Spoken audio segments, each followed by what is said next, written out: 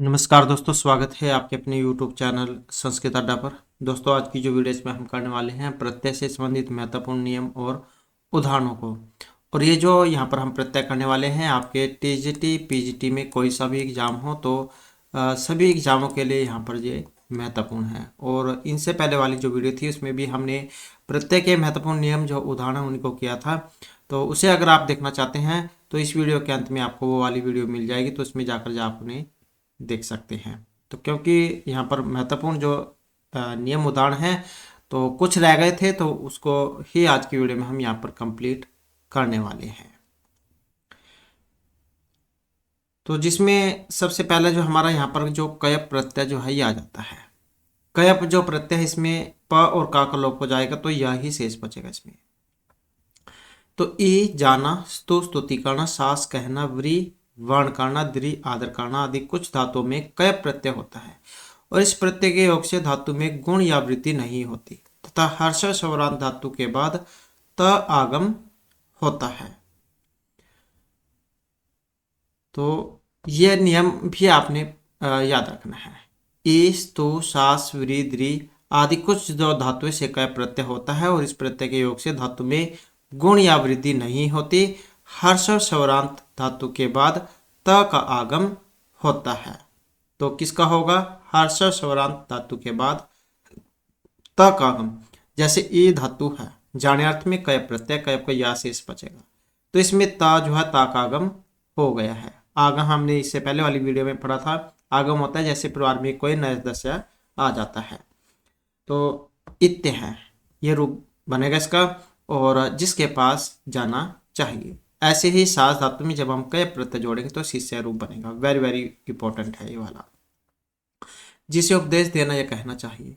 स्तु धातु में जब हम कय प्रत्यय जोड़ेंगे तो स्तुत्य रूप बनेगा, स्तुति के योग्य है। व्री में जब हम कय प्रत्यय जोड़ेंगे वृत्य बनेगा, वर्ण करने योग्य या फिर चुनने योग्य है। इसके बाद जो हमारा यहाँ पर नेक्स्ट आ जाता है, नेक्स्ट जो है इसमें ईणी प्रत्यय है। ईणी का इन शेष बचेगा। कर्ता अर्थ में ग्रह आदि धातु से ईणी प्रत्यय का प्रयोग किया जाता है। जैसे ग्रह धातु है, इसमें जब हम ईणी प्रत्यय लगाएंगे तो इसका क्या है, इन शेष बचता है। तो ग्राहीण जो है यहाँ पर इसका रूप बनेगा, ग्राहीण ग्राही। स्था धातु में जब हम ईणी लगाएंगे तो स्थायीन जो है इसका रूप बनेगा, स्थायी कह देते हैं जिसको। साल का ईणी होने पर सालीन रूप बनेगा, साली कह देते हैं। दा का ईणी होने पर दाइन दाई। तो इस प्रकार से जो है यहाँ पर इनके रूप बनते हैं। नेक्स्ट जो आ जाते हैं यहाँ पर कर्तृवाचक अणवोल और त्रिच। अणवोल का वो और त्रिच का त्रि शेष बचता है। तो कर्ता अर्थ में किसी भी धातु से अणवोल का क्या बचेगा, वो शेष, और त्रिच का त्रि प्रत्यय का योग किया जाता है। वो को युवर्णा को एक सूत्र आता है जो आपको आगे देखने को मिल सकता है। तो वो का कुछ होता है उससे। अणवोल के लगने पर धातु के अंत में स्थित स्वर को वृद्धि हो जाएगी तथा उपधा में स्थित लघु वर्ण का गुण हो जाएगा। पच धातु है, अणवोल प्रत्यय है, तो आ को दीर्घ हो गया है, पांच का है रूप यहाँ पर बना है। तो लघु वर्ण को गुण होता है और अणवोल के लगने पर धातु के अंत में स्थित स्वर को वृद्धि होती है और उपधा स्थित लघु वर्ण को गुण हो जाता है। इसी प्रकार से यहाँ पर शुरू धातु हो गई और अणवोल प्रत्यय है। वैसे ही श्राव का है जो इसका रूप बनेगा। पट में अणवोल होने पर पाठ का है, नृत्य का अणवोल होने पर नर्त का है, लिख का अणवोल होने पर लेख का है, सिच का अणवोल होने पर सेच का है, आप का अणवोल होने पर प्राप का है, तरस और साथ में अणवोल होने पर तरास का है जो है यहाँ पर रूप ये बनता है। नी का अणवोल होने पर नाय का है, ग्रह का अणवोल होने पर ग्राह का है, हन का तीर्च होने पर हंता और जी का तीर्च होने पर जेता। जब हमने इसमें पढ़ा था त्रिच का त्रिच शेष बचेगा, तो शुरू का त्रिच होने पर श्रोता, ये रूप यहाँ पर बनेंगे। नी का त्रिच होने पर नेत्री अर्थात नेता कह देते हैं। धा का त्रिच होने पर धात्री, देने वाला दाता। करी का त्रिच होने पर कर्त्री अर्थात कर्ता। कथ का त्रिच होने पर कथित्री, कहने वाला कथिता। वच का त्रिच होने पर वक्त्री, वक्ता। तो इस प्रकार के रूप बनते हैं।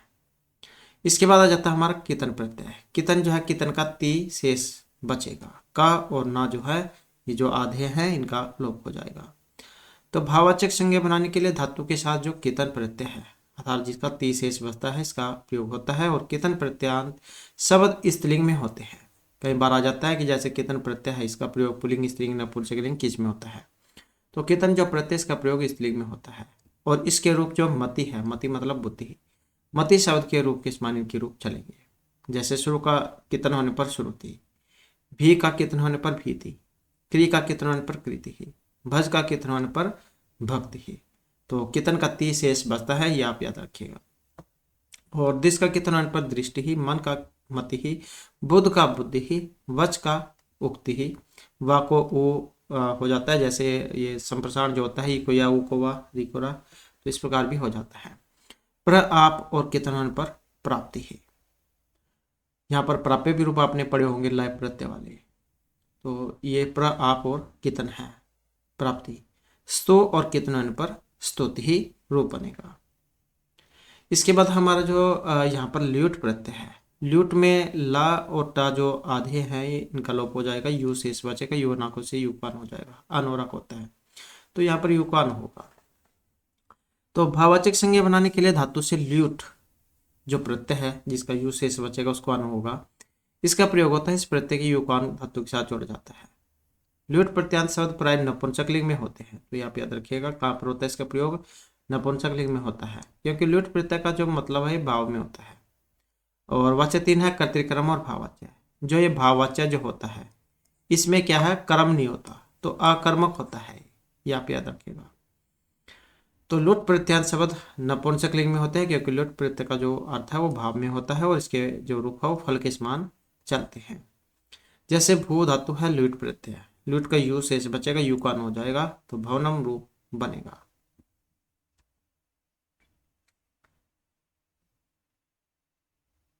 इसके बाद है नेक्स्ट हमारा, जैसे पा धातु है पीढ़ी अर्थ में होती है तो ल्यूट, ल्यूट का वैसे यू युक्वान तो पानम बनेगा। शुरू का ल्यूट होने पर श्रवणम, गम का ल्यूट होने पर गमनम, पट का ल्यूट होने पर पटनम, लिख का ल्यूट होने पर लेखनम, दा का ल्यूट होने पर दानम, भज का ल्यूट होने पर भजनम, हन का ल्यूट होने पर हन्नम, ग्रह का ल्यूट होने पर ग्रहणम जो है रूप बनेगा। इसी प्रकार से यज का ल्यूट होने पर यजनम, गण का ल्यूट होने पर गणनम, पाल का ल्यूट होने पर पालनम, सेव का ल्यूट होने पर सेवनम रूप बनता है। इसके बाद ये तो थे हमारा कृत प्रत्यय। इसके बाद जो हमारा दूसरे नंबर पे आ जाता है तदित प्रत्यय। अब तदित जो प्रत्यय क्या होते हैं, संज्ञा विशेषण कृदंत आदि प्रातिपदिक शब्दों के साथ लगकर अर्थ परिवर्तन करने वाले प्रत्यय को हम तदित कहेंगे। तो ये किन के साथ लगेंगे, संज्ञा विशेषण आदि जो कृदंत शब्द है इनके साथ लगेंगे तो उनको कहेंगे हम तदित प्रत्यय। तदित प्रत्यांत शब्दों में कारक विभक्तियां लगती हैं। विभिन्न अर्थों में प्रयुक्त होने वाले तदित प्रत्यय अनेक हैं। कुछ प्रमुख जो तदित प्रत्यय है यहाँ पर इसमें बताए गए हैं। जैसे मतुप प्रत्यय है, वेरी वेरी इंपॉर्टेंट है ये वाला भी। मतुप जो है इसका मत शेष बचेगा, उप जो है इसका लोप हो जाएगा, ओ और पा का, तो मत शेष बचेगा। वाला अर्थ में इसका प्रयोग होता है, वाला अर्थात इसके पास। तो इस अर्थ में स्वरांत शब्दों से मतुप प्रत्यय का जो प्रयोग है हम करते हैं। उप का लोप होकर इसका केवल मत शेष बचता है। जैसे यहाँ पर शक्ति है, शक्ति में जब हम मतुप जोड़ेंगे तो रूप क्या बनेगा, शक्तिमत, शक्ति वाला या फिर शक्तिमान। श्री का मतुप होने पर श्रीमत और श्रीमान रूप बनता है, मतलब होता है श्री वाला। धी का मतुप होने पर धीमत और धीमान, बुद्धि वाला जिसे कह देते हैं।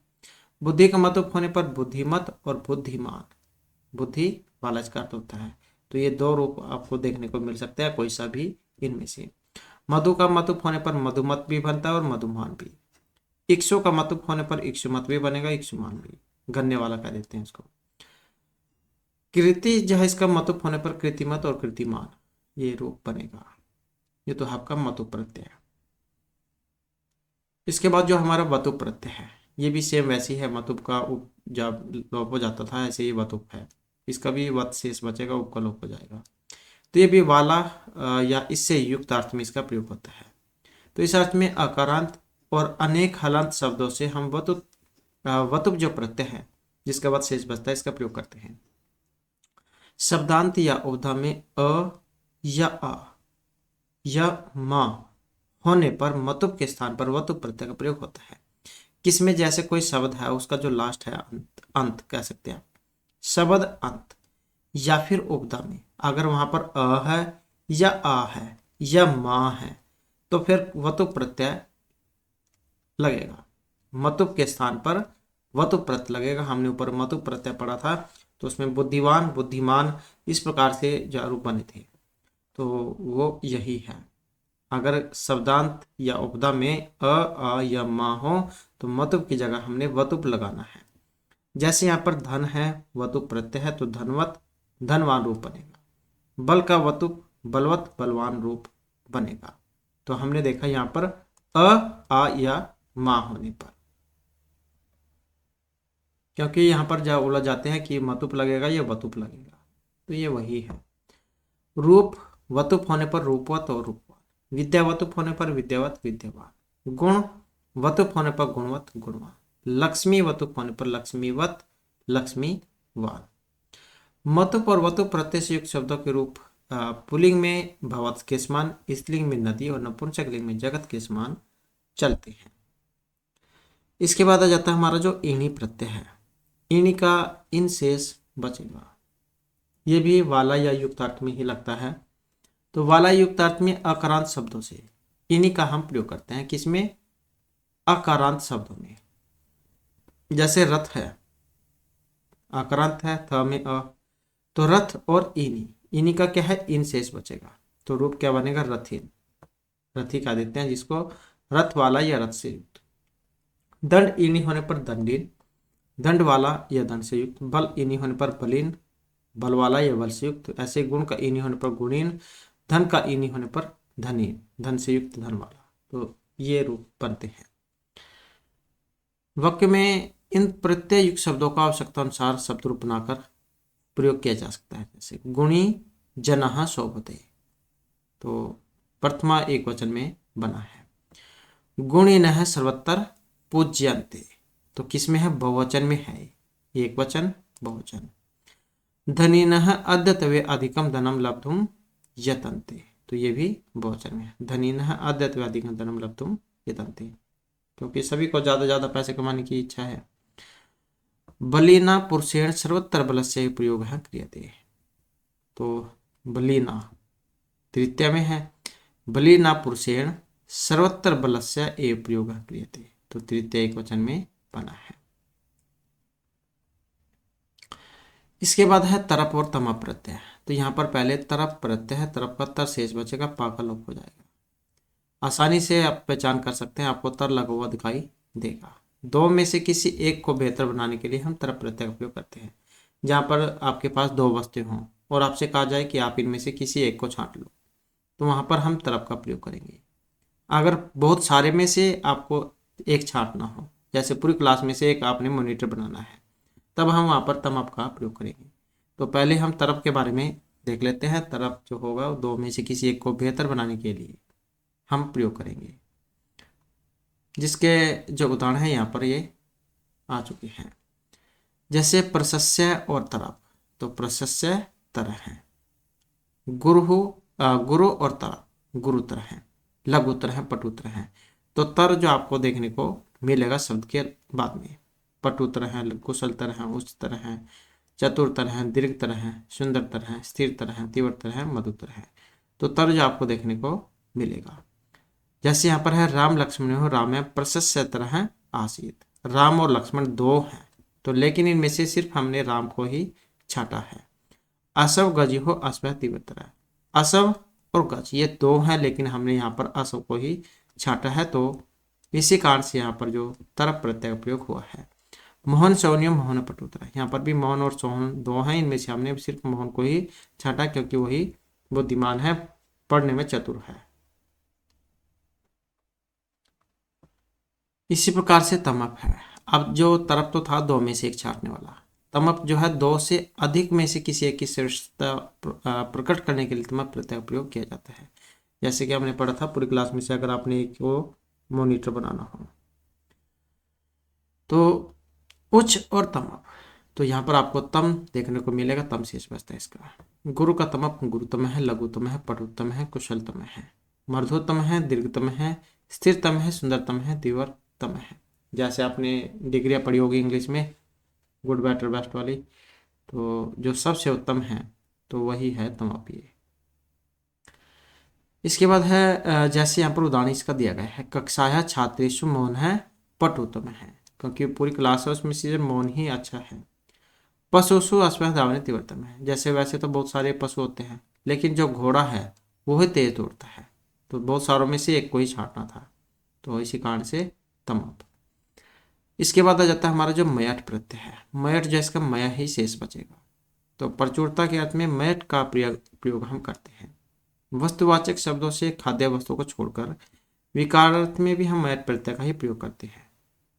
क्या प्रचुरता के अर्थ में मयट का प्रयोग हम करेंगे वस्तुवाचक शब्दों में खाद्य वस्तु जो खाने वाली जो वस्तु है उनको छोड़कर। विकारार्थ में भी हम मयट प्रत्यय का ही प्रयोग करते हैं। जैसे शांति है और मयट है, या शेष बचेगा, मय शेष बचेगा इसका, तो क्या बनेगा शांति में। यहाँ पर भी आप आसानी से इसकी पहचान कर सकते हैं, मया देखने को मिलेगा। आनंद और मयट आनंद में है। इसी प्रकार से सुख और मयट सुख में है, तेज है और मयट तेजो में है, मृत और मयट मृण में है, स्वर्ण और मयट स्वर्ण में है, लोह और मयट लोह में है। तो यह है मयट प्रत्यय। अब आ जाता है वेरी वेरी इंपॉर्टेंट यहाँ पर अण प्रत्यय। अण जो है इसमें आशेष बचेगा, अणा का लोप हो जाएगा। अपत्यय पुत्र या फिर पुत्री अर्थ में शब्द से अण प्रत्यय का प्रयोग होता है। अण प्रत्यय करने पर आदि स्वर में वृद्धि होती है। जैसे यहाँ पर वसुदेव है, वसुदेव साथ में अण, तो क्या बनेगा वासुदेव है। वशिष्ठ और अण होने पर वासिष्ठ है।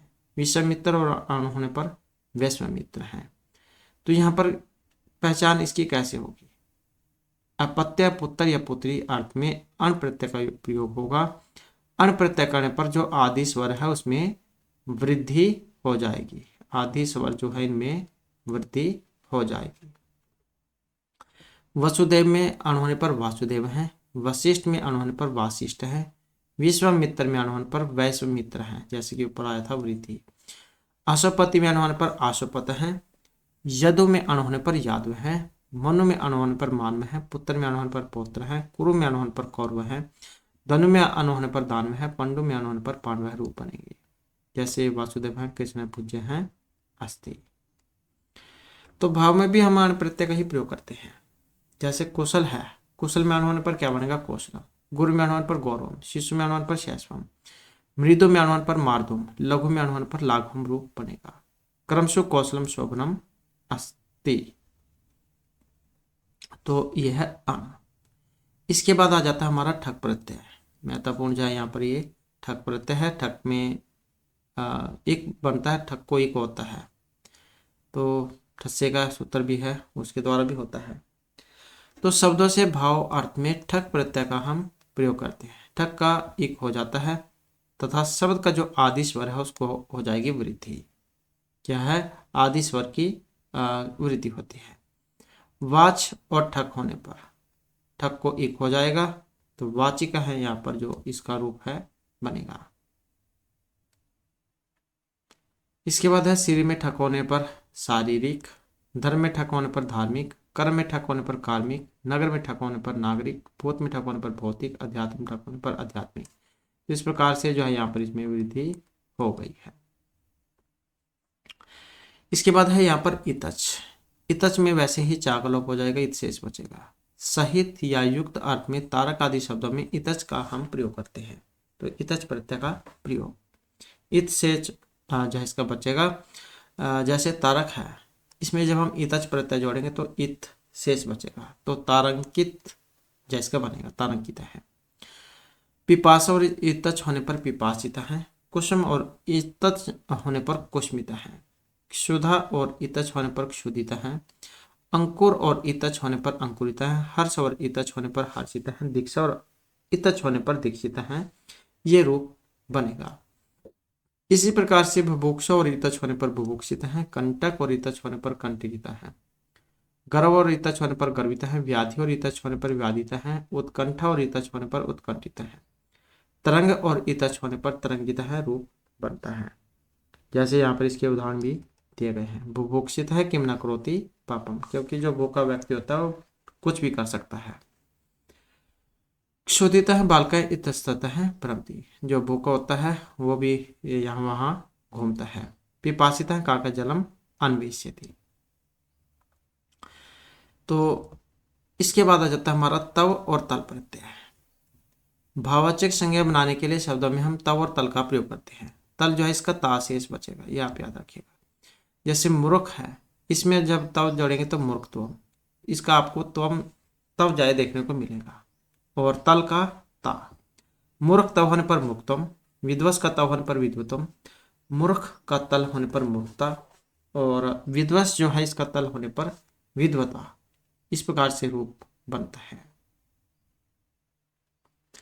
इसके बाद है महत और तव होने पर महत्वम, पवित्र और तव होने पर पवित्रत्वम, पशु और तव होने पर पशुत्वम, गुरु और तव होने पर गुरुत्वम, लघु और तव होने पर लघुत्वम, मित्र और तव होने पर मित्रत्वम, महत और तल होने पर महता, पवित्र और तल होने पर पवित्रता, पशु और तल होने पर पशुता, गुरु और तल होने पर गुरुता, लघु और तल होने पर लघुता, मित्र और तल होने पर मित्रता रूप बनते हैं। तो इस प्रकार से आपके ये तव और तल प्रत्यय हैं। तव प्रत्यांत शब्द नपुंसकलिंग में होंगे, इनके रूप फल के समान चलेंगे। ता प्रत्यांत शब्द स्त्रीलिंग में है, इनके रूप रमा के समान बनेंगे। रमा क्या है? आकारांत रूप है। इसके बाद आ जाता है हमारा यत प्रत्यय, वेरी वेरी इंपॉर्टेंट है यत। शरीर के अव्ययवाची शब्दों से होने वाले, इस अर्थ में हम यत प्रत्यय का प्रयोग करेंगे। क्या है? शरीर के अव्ययवाची आपको देखने को यहाँ पर मिलेंगे।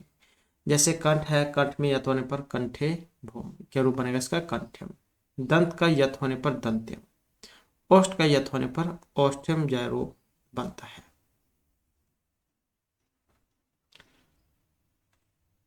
इसके बाद आ जाता है हमारा यहाँ पर थाल प्रत्यय, वैसे ही ला कर लोप हो जाएगा, यहाँ पर था शेष बचेगा। किम आदि सर्वनामों से प्रकार अर्थ में थाल प्रत्यय का हम प्रयोग करते हैं। थाल का क्या है? था शेष बचता है। यद है और थाल प्रत्यय है, था शेष बचेगा यथा। तद का थाल होने पर तथा, सर्व थाल होने पर सर्वथा, उभय का थाल होने पर उभयथा रूप बनेगा। इसके बाद है हमारा तहसील प्रत्यय, प्रयाग और तहसील होने पर प्रयागता रूप बनता है।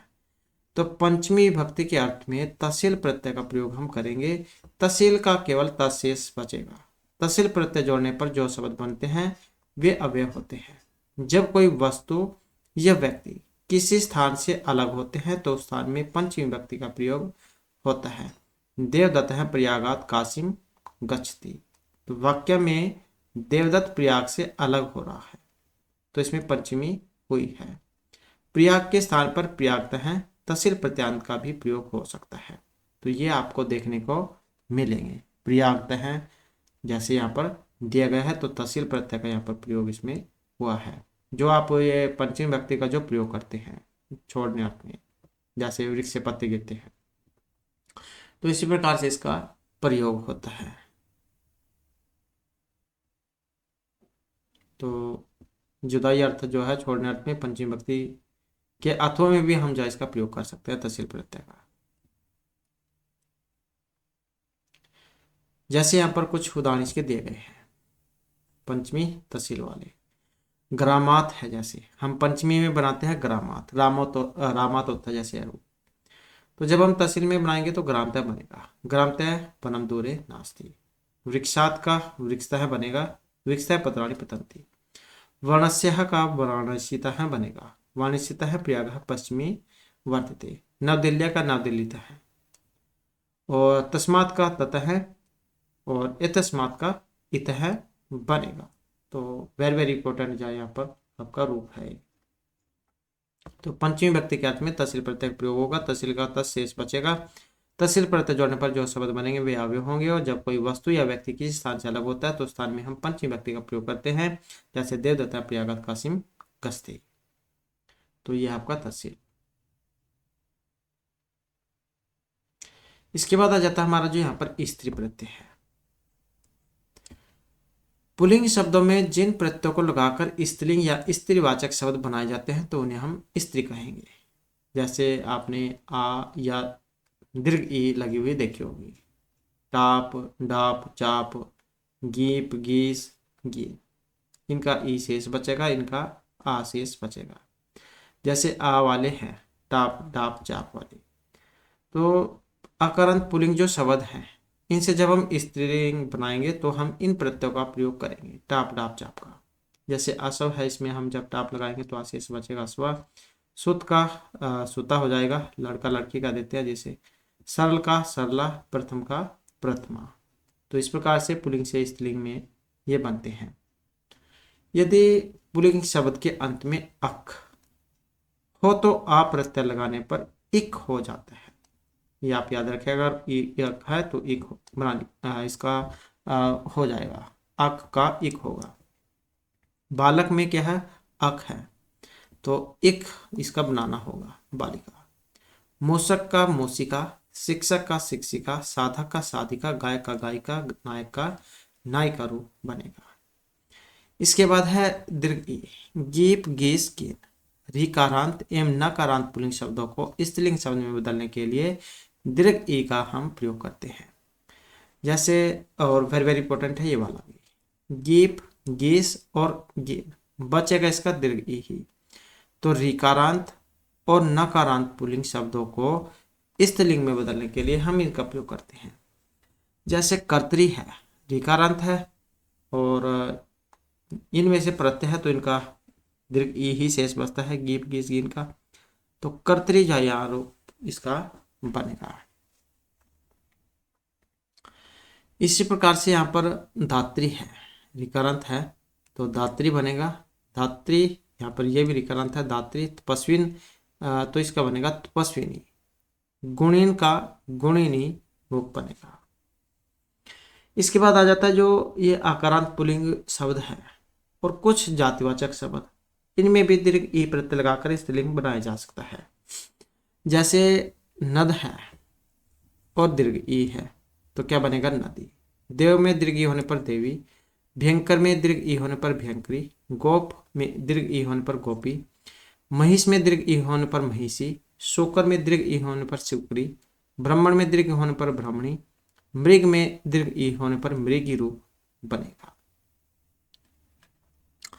इसके बाद है द्विगु समास का अंतिम शब्द यदि आकारांत हो तो दीर्घ ई प्रत्यय लगता है। त्रिलोक में दीर्घ ई होने पर त्रिलोकी, पंचवटी में दीर्घ ई होने पर पंचवटी रूप बनता है।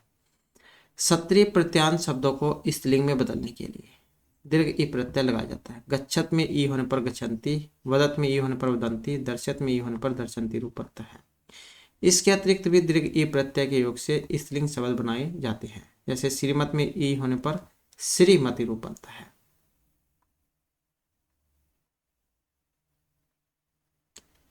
इसी प्रकार से भवत में दीर्घ होने पर भवती, गतवत में दीर्घ होने पर गतवती रूप बनता है। जय अर्थ में पुल्लिंग शब्दों से गीस प्रत्यय लगाया जाता है। इंद्र साथ में गीस, इंद्राणी, वरुण का गीस वरुणानी, भव का गीस भवानी, मातुल का गीस होने पर मातुलानी, रुद्र का गीस होने पर रुद्रानी। बस इनका दीर्घ ई है। इसके बाद है कुछ शब्दों में स्त्रीलिंग शब्द बनाने के लिए हम आ और दीर्घ ई दोनों लगाते हैं। जैसे आचार्य है और आचार्य, जो स्वयं पढ़ाती है उसको कह देते हैं हम। आचार्याणी है तो आचार्य की पत्नी होती है आचार्याणी। उपाध्याय का उपाध्याय, उपाध्यानी। इसी प्रकार से हम क्षत्रिय का क्षत्रिय और क्षत्रियाणी कह देते हैं। तो इस प्रकार से हम कई बार जो है दीर्घ ई या आ लगाकर भी पुल्लिंग से स्त्रीलिंग बना सकते हैं। आचार्य का आचार्य या आचार्याणी, उपाध्याय का उपाध्याय या उपाध्यायी। इस प्रकार से क्षत्रिय का क्षत्रिय या क्षत्रियाणी। इसके बाद जो हमारा आ जाते हैं यहाँ पर ती प्रत्यय है, यूनास्ती सूत्र है जो इसमें लगता है। तो युवन शब्द से स्त्रीलिंग बनाने के लिए हम ती प्रत्यय का प्रयोग करते हैं। युवन शब्द है ती प्रत्यय, तो युवती रूप इसका बनेगा। तो इस प्रकार से जहाँ यहाँ पर ये आपके प्रत्यय हैं। और दोस्तों नेक्स्ट वीडियो की इसमें आपके लिए नए जो महत्वपूर्ण जो नियम उदाहरण हो हम लेकर आएंगे। और दोस्तों हमारे साथ अंत बनाने के लिए धन्यवाद।